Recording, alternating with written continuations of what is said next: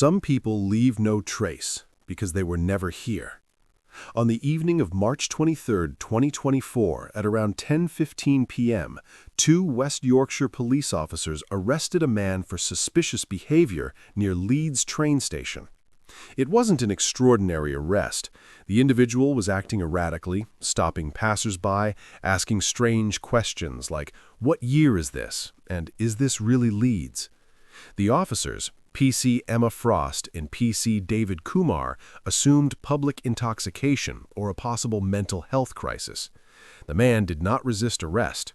In fact, he seemed almost relieved, repeatedly saying, "Finally, you can see me. Someone can see me." They took him to Elland Road Police Station for standard processing, identification, background check, and, if necessary, medical assessment. It was routine procedure. It should have been simple. But when Emma Frost scanned his fingerprints into the system, something impossible happened. The system returned an error she had never seen in 7 years of service. Biometrics do not match human parameters. The man appeared to be approximately 35–40 years old, of average height, average build, brown hair, brown eyes.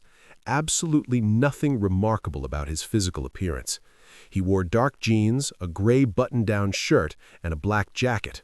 Ordinary clothes, without any distinguishing marks. He carried no identification, no wallet, no phone, no keys, nothing in his pockets except a folded piece of paper with handwritten numbers that no one could decipher. When asked his name, he hesitated, then said, "David. You can call me David." No last name offered. When pressed about his address, he said, "I don't have an address. Not here. Not anymore." Frost and Kumar exchanged glances. They were clearly dealing with someone in some kind of crisis, but protocols needed to be followed. Frost tried the fingerprint scanner again, thinking it was a technical glitch. Same error message. She called the duty sergeant, Sergeant Michael Torres, who had 15 years of experience. Torres took control, checked the equipment, confirmed it was working correctly. They had processed 3 other detainees that night without problems. Then he personally scanned David's fingerprints. Same error. Biometrics do not match human parameters. Torres frowned. "I've never seen this before. It's as if the system is saying these aren't human fingerprints, but..." He looked at the man's hands, perfectly normal. Obviously they are. He decided to try the traditional method, ink and paper. Old-school, analog fingerprints.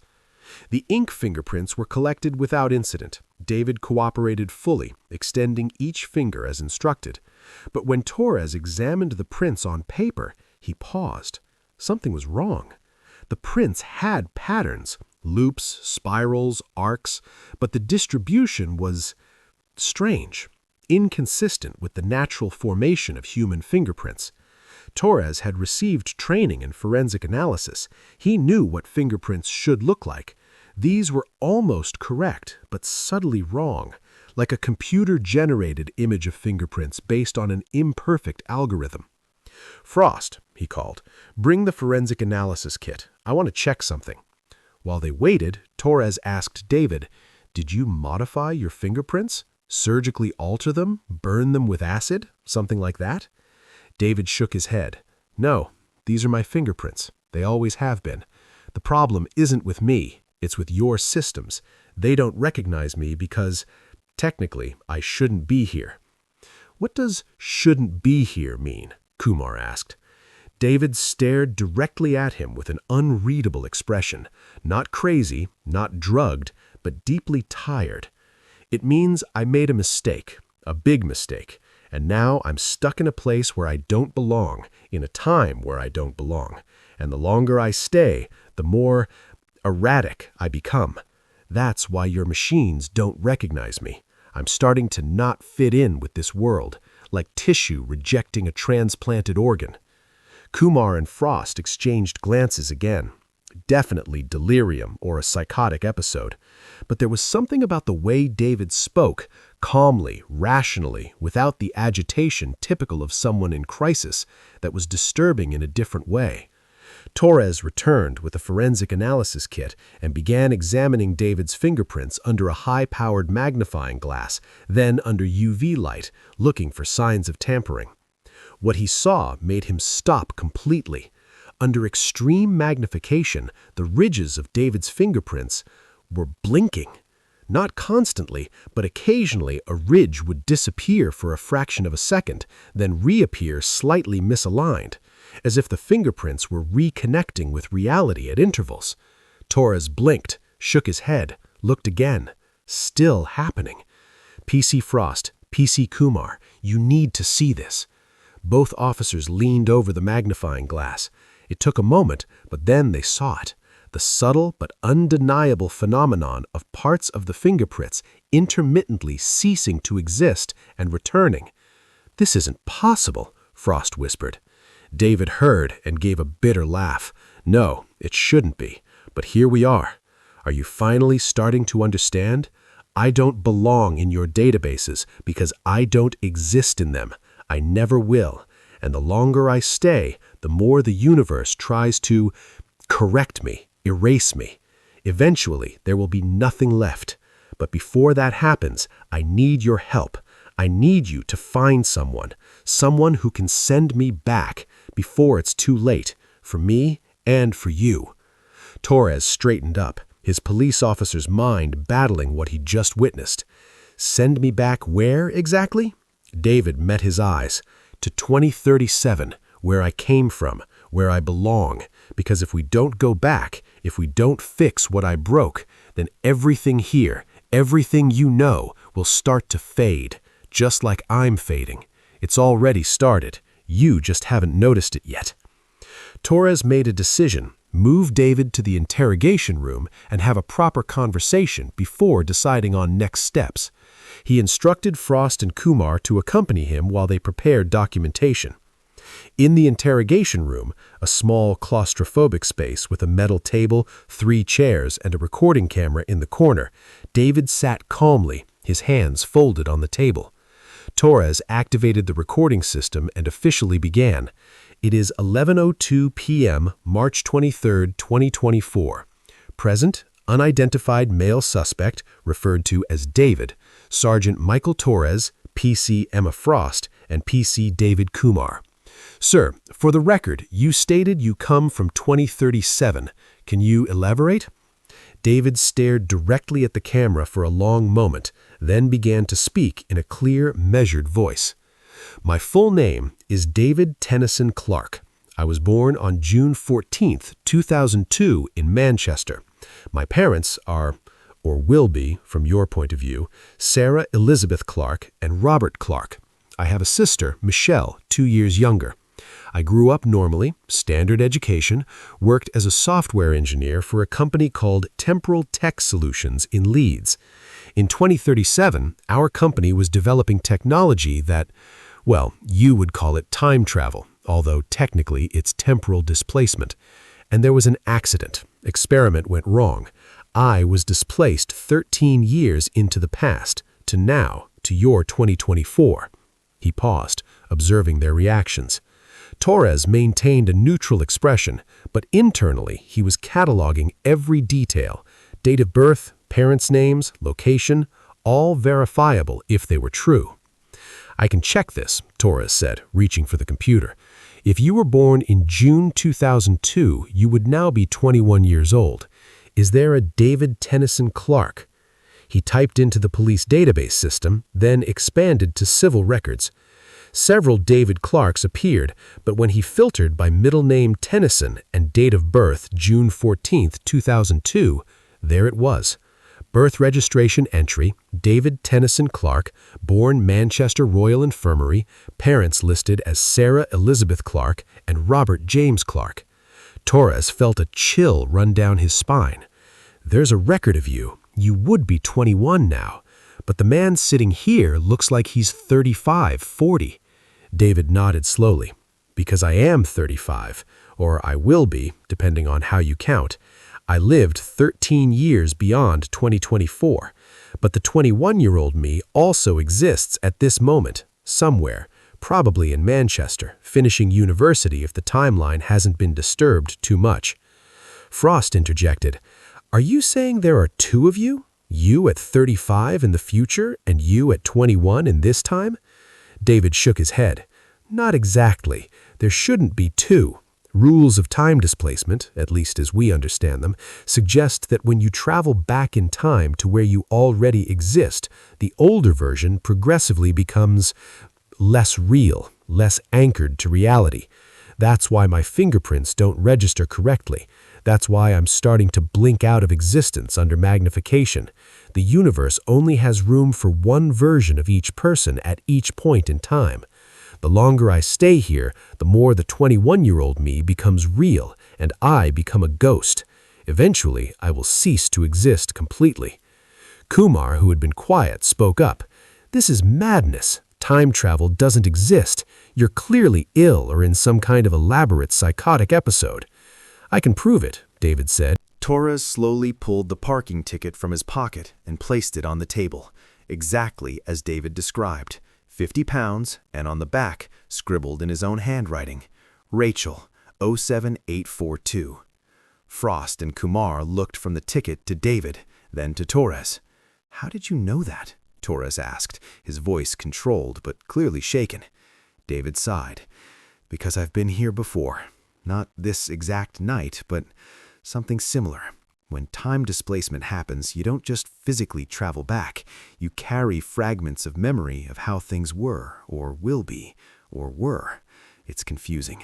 But I know about the ticket because in my original timeline, you mentioned it in an interview years later. Funny story about how you almost didn't call the woman who would become your wife because you were embarrassed to have received a parking ticket the day you met her." "My wife?" Torres whispered. David nodded. "Rachel Simmons. You'll get married in 2026. You'll have 2 children. Or you would. I don't know if that will still happen now that I'm here, disrupting things. That's why I need to go back, Sergeant. Every moment I spend here creates ripples, small changes, and small changes become big ones. The butterfly effect isn't just theory, it's real, and I'm living proof of it," interjected Frost, trying to maintain rationality. "Even if we believe you're from the future, and I'm not saying I believe it yet, how does that help us? How can we send you back? If time travel technology doesn't exist yet in 2024, how do we reverse this?" David leaned forward, urgency entering his voice for the first time. "The technology exists now, in 2024. It's just not publicly known. There's a classified research project operating at a facility in the Pennines, approximately 20 kilometers west of Leeds, called Project Ouroboros. Officially, it doesn't exist, funded through secret channels by a consortium of governments and private corporations. They're in the early stages of what will eventually become temporal tech. Some of the key researchers there are the same people who will be working for my company in 2037, Dr. Elena Kovac, Dr. James Morrison, and Dr. Sarah Chen. They have a working prototype, crude, dangerous, but working. It was their initial prototype that eventually evolved into the technology that sent me back. If we can reach them, if they can help me, they can send me back." Torres was processing, his police mind working through the implications. "Are you asking us to raid a classified government facility?" "Don't raid," David corrected. "Make contact. Explain the situation. They'll want to study me anyway. I'm living proof that their technology eventually works, but we need to act fast. Every hour that passes here, I become less real. And there's another problem, a bigger one." He paused, clearly debating how much to reveal. "When I was displaced from 2037, I didn't come alone. There were 4 other researchers in the room when the experiment went wrong. 3 were displaced with me, but to different points in time, different locations, and one got stuck in between. Not completely in 2024, not completely in 2037, but fragmented across multiple time points simultaneously.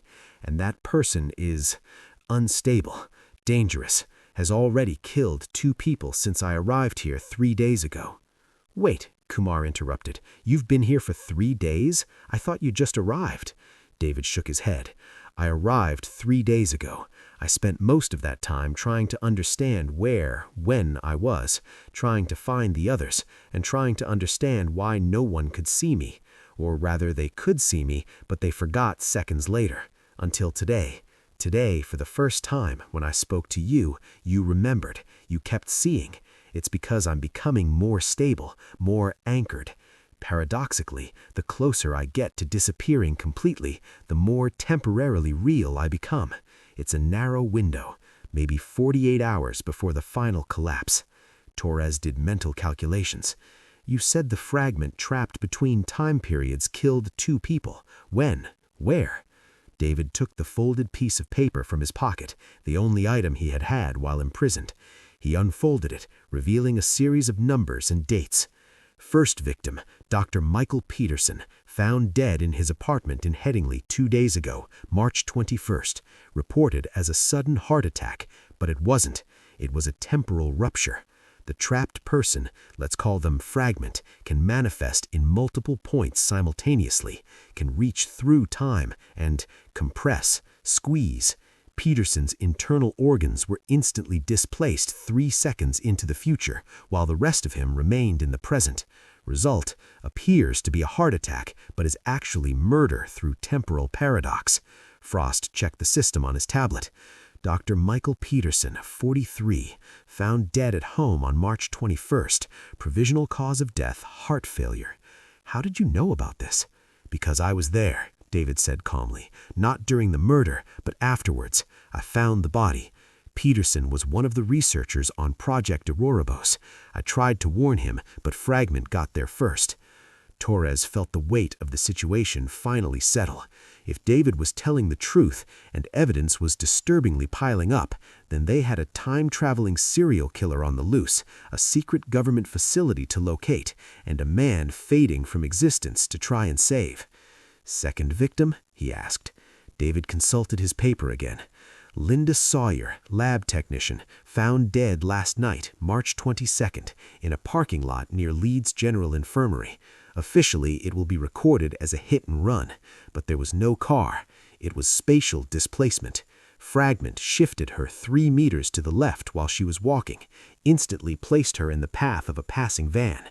The driver never had a chance to stop, nor was it his fault. Frost checked again. Linda Sawyer, yes, here it is. Hit and run, investigation underway, looking for witnesses.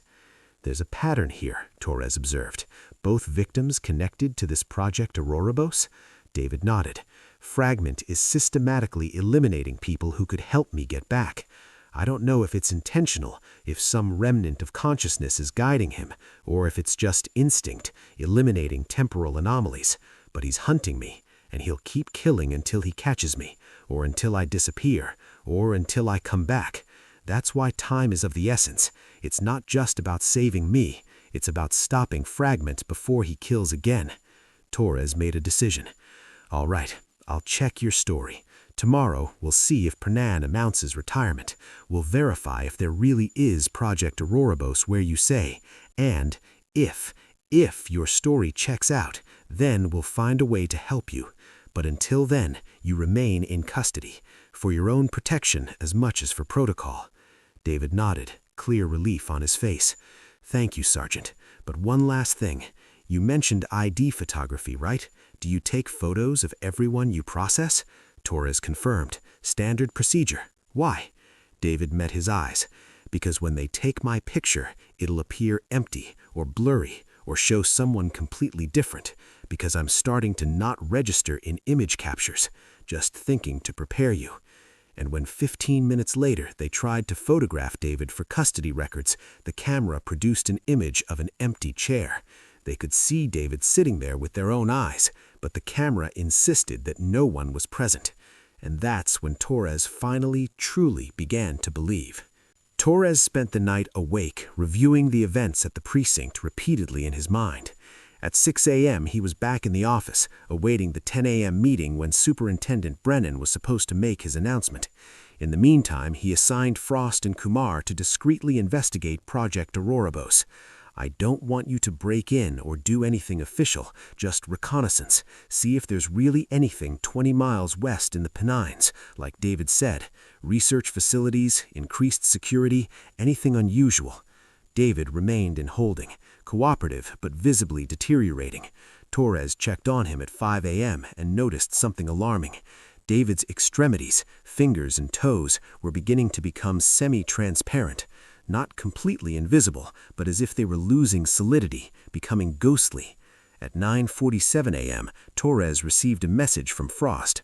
We found something. Facility definitely exists. High perimeter fence, no signage, armed guards at the entrance, multiple satellite dishes on the roof. Officially registered as Pennine Agricultural Laboratory, but clearly it isn't. Security is military grade. David was right. Torres responded, confirming, then joined the other officers gathering in the briefing room. At 10:03 a.m., Chief Superintendent Richard Brennan entered, his expression unusually somber. "Good morning, everyone. I have a difficult announcement to make. After 32 years of service, I will be retiring at the end of this month. Personal health reasons that I prefer not to discuss publicly at this time. It has been an honor to serve with you all." The room erupted in shock and questions. Torres simply sat in silence, feeling reality shift around him. David had predicted this exactly. After the meeting, Torres immediately went down to the holding cell.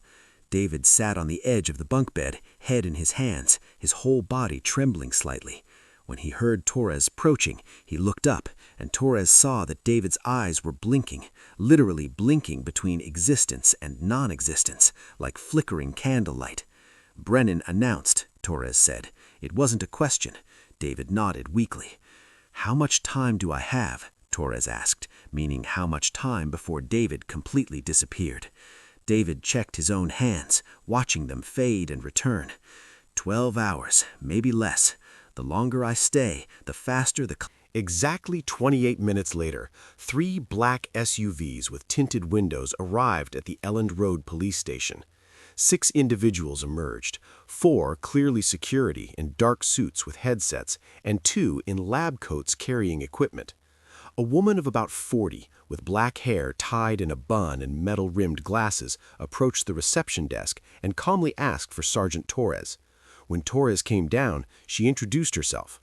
"Dr. Elena Kovac, Scientific Director of Project Ouroboros. You mentioned time displacement and a vanishing subject. I need to see him immediately." Her voice had a slight accent, Eastern European, perhaps Czech or Polish. Torres led her downstairs, accompanied by one of the security guards and the second scientist, who introduced himself as Dr. James Morrison, a younger man, perhaps in his early 30s, with a constantly anxious expression. When they reached the holding cell, Dr. Kovac stopped abruptly. She could see David through the bars, but her reaction was not one of surprise or skepticism. It was immediate recognition. "My God," she whispered, "it really is you, David Clark. But Jesus, you're in advanced anchoring collapse." She turned to Morrison. "James, prepare the temporal scanner. We need full readings immediately." Morrison was already unpacking a device that looked like a tablet connected to multiple sensors. Dr. Kovac approached the bars. "Mr. Clark, I'm Elena Kovac. I know who you are, or who you will be. We will work together in 13 years. You were the chief engineer at Temporal Tech, and I am your principal consultant. Or at least, that's the timeline that should play out. Can you tell me what happened? How were you displaced?" David, clearly weakening but focused, quickly explained. "Large-scale displacement experiment, 2037, attempting to send a 50-kilogram object 20 years into the past. Something went wrong with containment, feedback loop. The entire room was caught. 5 of us were displaced. Me, Chen, Morrison, Kovac, and Patterson. Patterson was fragmented across multiple temporalities. The other 3 of us were scattered across different points. I came to 3 days ago, your time. The others..." Dr. Kovac interrupted him. "Wait, you said I was displaced? Me? The future me?" David nodded. "To 6 months ahead, September 2024. You haven't arrived yet from their point of view, but you will." The present-day Dr. Kovac looked at Morrison with an unreadable expression. So, in September, another version of me will simply appear from 13 years in the future? Morrison was processing, taking readings with the scanner. Elena, the numbers here. His temporal coherence level is at 23%. Anything below 15% is total collapse. He has hours, not days. Then we work fast, Dr. Kovac said decisively. She turned to Torres. Sergeant, we need to get Mr. Clark to our facility immediately. We have equipment there that can stabilize him temporarily while we prepare the return protocol. Torres hesitated. He's technically in custody. I can't just hand him over to the unofficial facility. Dr. Kovac pulled a document from her pocket. Official government letterhead, multiple signatures, stamps. This is a transfer order signed by 3 different national security agencies. Project Ouroboros operates under the direct authority of the cabinet. It supersedes any local jurisdiction. Mr. Clark is now in our custody. She held out the document. Torres read it quickly. It looked legitimate, though how much could he really know about high-level national security orders? He made his decision. All right, but I'm going with you, and I'm bringing my team. This man came to us asking for help. I won't abandon him now. Dr. Kovac considered, then nodded. Acceptable, but only you and one other officer, and everything you see, hear, or learn is under the Official Secrets Act. Agreed? Frost called Frost to accompany them. Within 20 minutes, they were in SUVs driving west towards the Pennines. David was in the center vehicle with Kovac, Morrison, and Torres, connected to multiple monitors that tracked his vital signs and temporal coherence. During the drive, Morrison explained, time displacement creates what we call anchors, connection points between the traveler and their original timeline. The more time you spend in the wrong time, especially if you already exist there, the more these anchors weaken. Eventually, they break completely, and you simply cease to exist. You don't exactly die. It's more like you never existed to begin with. And the fragmented one? Torres asked. David mentioned someone named Patterson got stuck between times. 2 people have already died. Kovac tensed. Thomas Patterson, brilliant but impulsive physicist. If he were fragmented across multiple temporalities simultaneously, maintaining partial existence in each, she paused, mentally calculating. He would be able to manifest at any point along the fragmentation spectrum, past, present, future, all simultaneously. It would make him effectively omnipresent within a defined temporal window, and extremely dangerous. The human psyche is not developed to exist in multiple times at once. Fragmentation would cause madness, disintegration of identity. David weakly confirmed, he's no longer a person, he's temporal rage, pure instinct, and he's hunting me because I'm the most obvious temporal anomaly present, but he'll kill anyone who interferes. They arrived at the facility at 1:15 p.m. From the outside, it looked exactly as Frost had described, high fence, armed guards, mundane agricultural research appearance. But once past the security gate, they descended 3 underground levels to a vast complex of laboratories and equipment that looked like something out of a science fiction movie. The heart of Project Ouroboros was a massive circular room dominated by a structure of concentric metal rings, each 3 meters in diameter, 6 rings in total, suspended and rotating at different speeds. Electrical power arced between them, and in the empty center was a small platform where presumably objects or people were placed for displacement. This is impressive, Frost whispered. Kovac went straight to work, instructing the technical team to prepare David for stabilization. We're going to anchor him temporarily using a Tronatona field, essentially freezing his current temporal state to prevent further deterioration. This will give us perhaps 6 hours to prepare a proper return protocol. But as technicians connected David to the equipment, all the monitors in the facility simultaneously flashed and showed the same thing, temporal coordinates. Torres didn't understand the numbers, but he could see the panic on Kovac's and Morrison's faces. "What is it?" he demanded. Morrison replied, his voice trembling. "It's a displacement signature. Someone or something just manifested itself inside this facility, specifically 3 levels above us, in the entrance lobby." Kovac was already rushing to security consoles, pulling up camera feeds. The screen showed the entrance lobby, and there, standing perfectly still in the center, was a humanoid figure. But it was wrong. Its body seemed to occupy multiple moments simultaneously. One version of it had its hands raised, another had its arms lowered, a third was turned differently, all superimposed, creating a blurry and nauseating image of a human fragmented through time. "Patterson," David said from the platform where he was being prepared. "He found me, and now he's going to kill everyone here to get to me." The entire facility went into red alert. Emergency lights flashed, alarms blared, and security doors began to close automatically, sealing off sections. But on the monitors, they watched as the fragment, the thing that had been Thomas Patterson, simply walked through the closed doors, not opening them, not breaking them, but passing through them as if they were projections. "He's not completely anchored to any single moment," Morrison explained, his voice rising with panic. "He can pass through solid matter because he exists partially in multiple temporalities. Nothing physical can stop him." Kovac was frantically working at the controls. "If we can't stop him physically, maybe we can temporally." "David, how long did you say Patterson was fragmented? Through which temporal window?" David, now connected to multiple cables and sensors, replied, 6 months, from March to September 2024. He exists at every point within that window simultaneously. So, if we create a reverse displacement field, we can force it to collapse into a single temporal point, consolidate it. It would make it vulnerable, but also, she paused. Morrison completed the thought. It would also make it extremely unstable.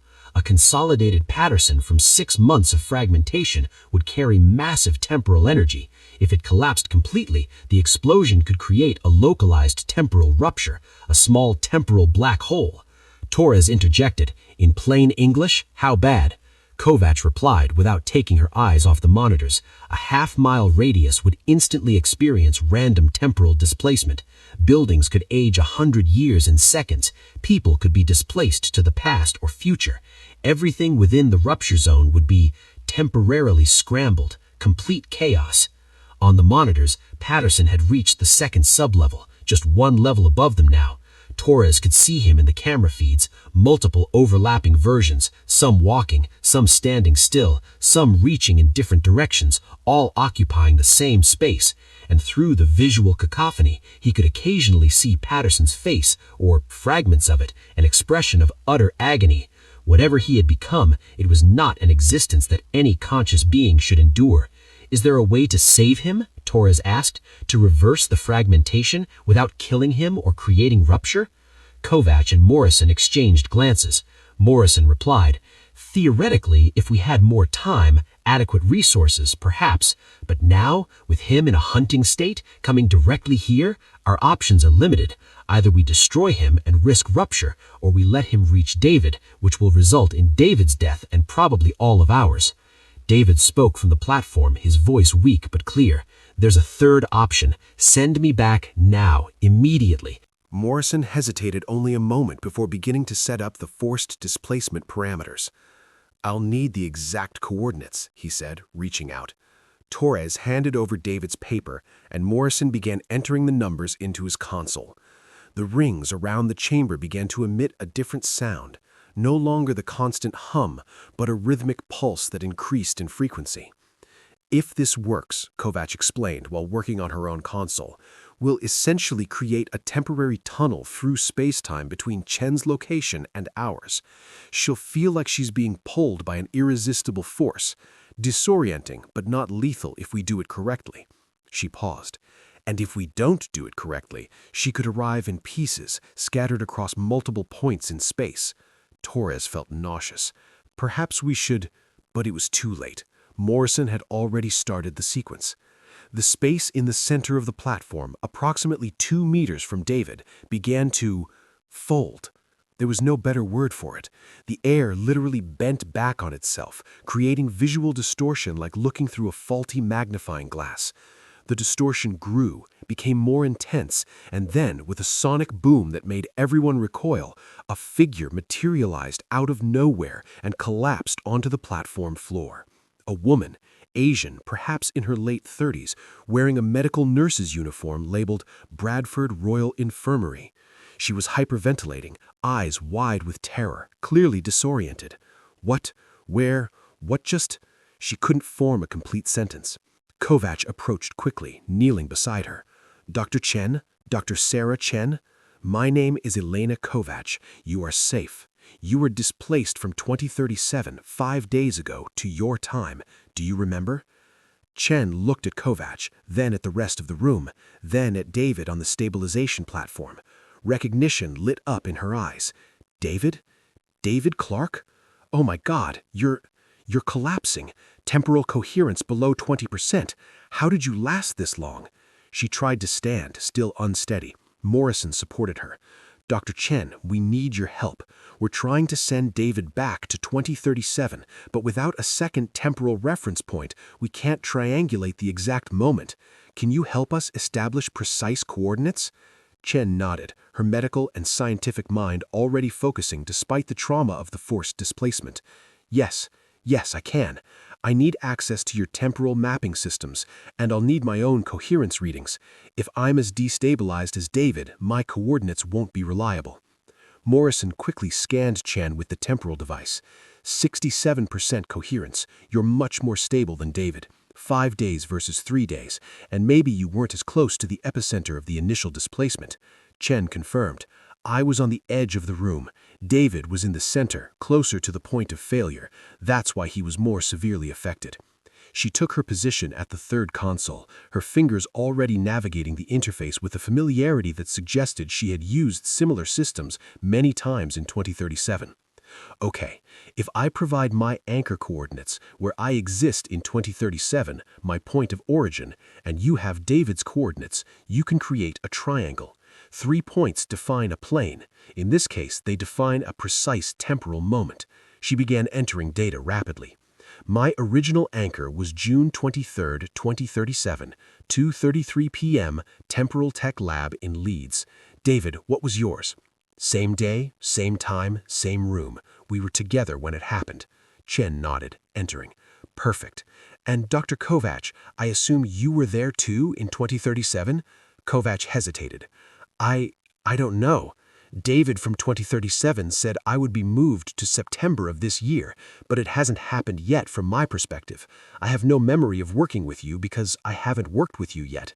Chen stopped typing, realizing the complexity.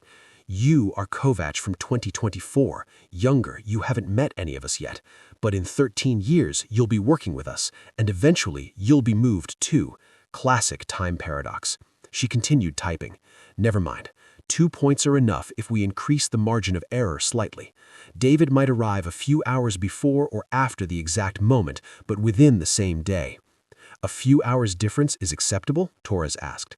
Morrison replied, much better than the alternative, which is for it to cease to exist completely. Yes, acceptable. Chen finished his calculations.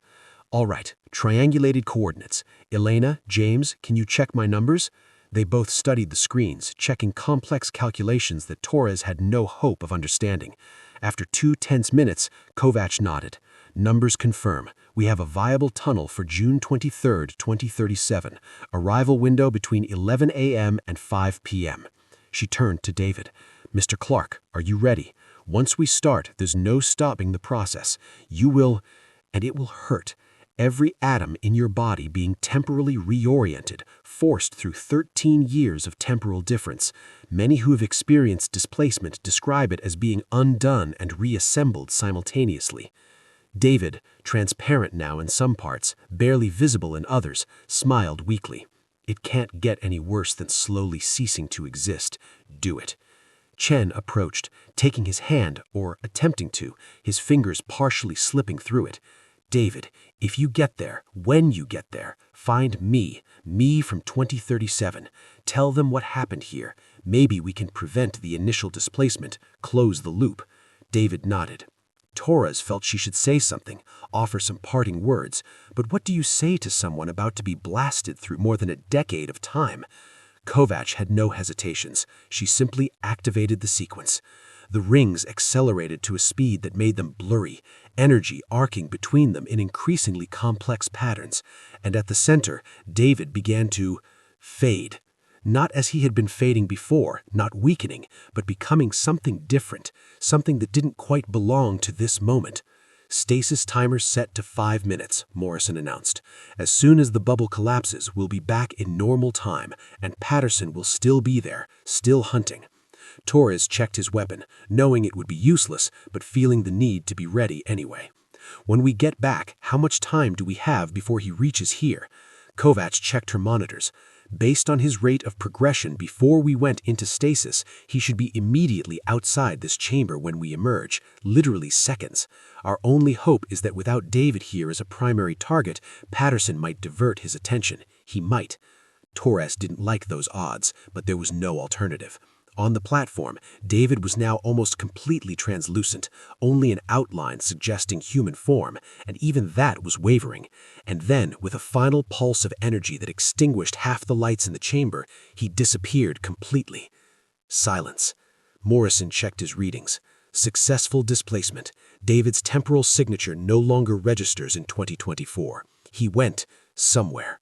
Whether he went to 2037 as intended or was fragmented across multiple timelines, we won't know until... He paused. All consoles simultaneously lit up with a new alert. Chen read aloud. Arrival confirmation. Temporal signature matching David Clark detected emerging on June 23, 2037, 2:47 p.m., within the predicted window. He made it. Palpable relief filled the room. For a moment, everyone just breathed. Then Kovacs checked the stasis timer. 40 seconds until bubble collapses. Everyone get ready. Torres, Frost, position yourselves near the exit. If Patterson enters, you run. Don't try to fight. Just run and seal the upper levels behind you. We can't lose any more lives to this. Torres and Frost moved to the door, ready. 10 seconds. 5, 3, 2, 1.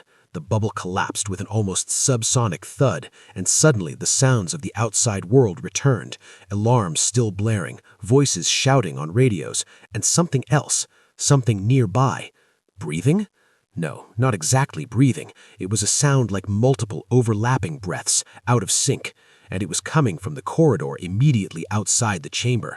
Patterson had waited, and now, with the barrier gone, nothing stood between them and them.